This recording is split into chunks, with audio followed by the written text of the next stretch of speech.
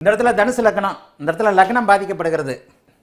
இந்த இடத்துல ராகுதிசை வந்தா கண்டிப்பாக உச்சனுடைய வீட்டில் இருக்கிறார், சுபரின் வீட்டில் இருக்கிறார் என்கின்ற அமைப்பின் அடிப்படையில் நல்லாவே இருக்கும். இந்த இடத்துல லக்னாதிபதியே உச்சமாக இருக்கிறார். 5, 9 கூடியவருடைய அமைப்புகளையும் பார்க்க வேண்டும். மூளை நல்லா இருக்கு, செய்யறதுக்கு கை முண்டையா இருக்கா, முள்ளையா இருக்கா, கால் நடமாகுதா அப்படின்றதையும் பார்க்கணும். 5, 9ஆம் இடங்களும் கெட்டுப்போகாத அளவில் இருக்கின்ற அமைப்பில் இங்கே 5ஆம் அதிபதி செவ்வாயாகவும் 9ஆம் அதிபதி சூரியனாகவும் வருவார்.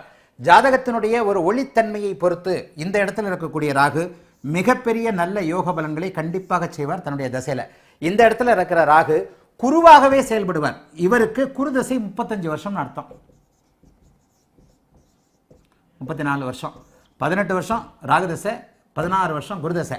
ஆக இந்த இடத்துல 8ஆம் இடத்தில் அவர் மறைந்திருந்து என்னுடைய 8, 12 சுபத்துவ விதி, தனுசு லக்னம் 8, 12 சுபத்துவ விதி.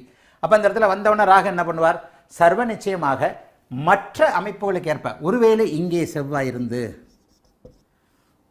8, 12 சுபத்துவம் பாவத்துவம் குறைவாக இருக்கின்ற நேரங்களில் இந்த இடத்துல சனி இருந்து இப்போ என்ன பண்ணுவார்?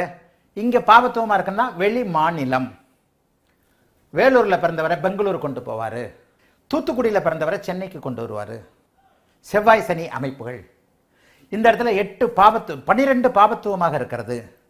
ஆயினும் குருவால் புனிதப்படுகிறது.